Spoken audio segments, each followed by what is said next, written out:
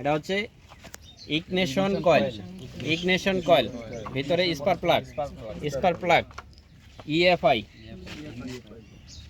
water oil filler cap intake manifold exhaust manifold throttle body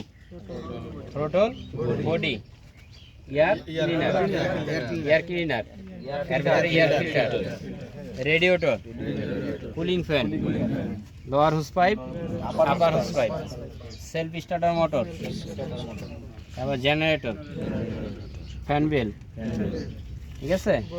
fan belt, তারপরে silencer, এটা head cover, head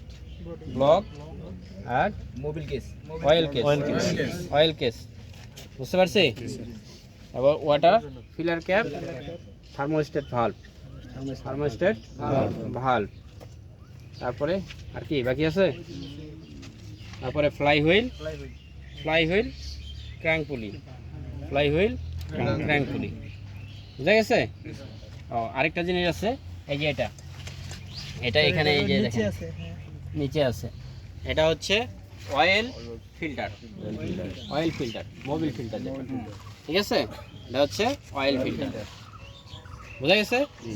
আচ্ছা, তো এখন আপনার